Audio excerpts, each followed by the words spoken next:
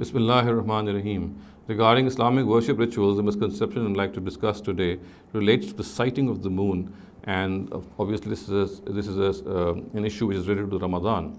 Now, every year the Ramadan begins, and we have a huge debate regarding the sighting of the moon.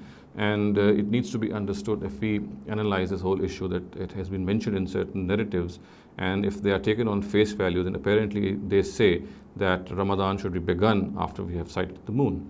It needs to be understood that the Quran obviously is devoid of this issue. The established Sunnah of the Prophet Muhammad does not also mention this issue.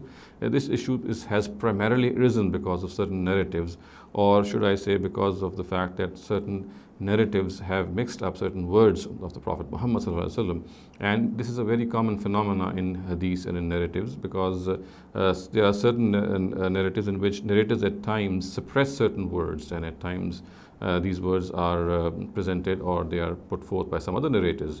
So it is absolutely of paramount importance that when we study a hadith, we must study all its variants, all its various texts, and then form a complete picture.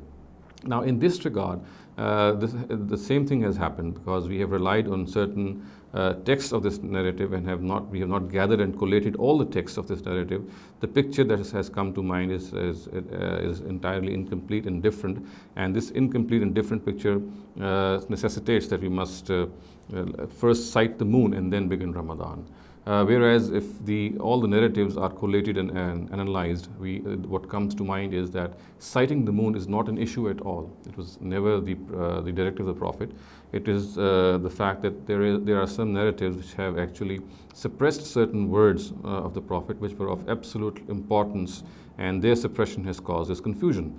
Now, let me read out the narrative before you, which is recorded on the authority of Abdullah ibn Umar anhu from the Prophet Muhammad, and the words in Al-Jami al-Sahih of Imam Muslim are الشهر 29 فإذا رأيتم الهلال فصوموا فإذا رأيتموه فأفطروا, which means that a month at times is of 29 days.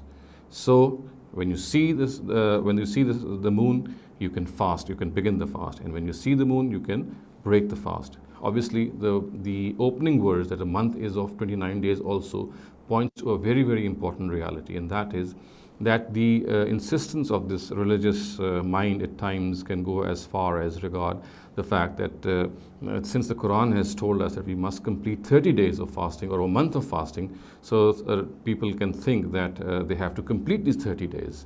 So this religiosity is found in certain people, and it goes to the extent that they think that unless 30 days are completed or the whole month is completed, the directive of the Quran would not be fulfilled. So sensing this religious mind and this bent of religious mind, this inclination of certain religious people, the Prophet actually cautioned people and said that at times a month is of 29 days as well. So therefore, do not insist on completing 30 days. If you sight the moon after 29 days, that means that the Ramadan has ended. And if you sight the moon 29 days in the month of Shaban, then just as in Shaban, after completing 29 days and sighting the moon, we begin the Ramadan. So there's no reason that we end the Ramadan as well if it is of 29 days. So the whole issue at hand was that the Prophet wanted to caution people that completing 30 days is not a requirement of religion.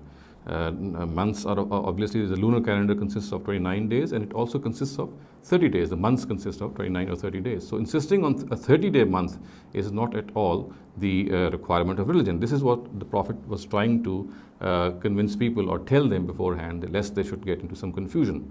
So it is evident from this that because of the suppression of the first phrase, a month is of 29 days, shahru 29, actually this particular expression or these words have been suppressed from certain other narratives, and they go like this, that إِذَا رَأَيْتُمُ الْهِلَالَ فَصُومُوا وَإِذَا رَأَيْتُمُوهُ فَأَفْطِرُوا. When you see the moon, you begin Ramadan, and when you see the moon, you end Ramadan. This is how certain narratives present the whole situation, and the suppression of those very important words that a month is of 29 days at times, These are the words which have been suppressed in most narratives, and instead of viewing these variants, all these variants, and then deriving a conclusion, we have concluded from certain other narratives in which these words are not present, that in fact sighting the moon and then beginning Ramadan is a religious directive. So as I said, the whole picture which emerges is entirely different. And I would also like to point out that this research has been presented by our mentor and teacher, Javed Ahmed Ghamidi, and he has pointed out in one of his articles that this is the confusion which has actually arisen, and because of the suppression of these words, this issue has arisen.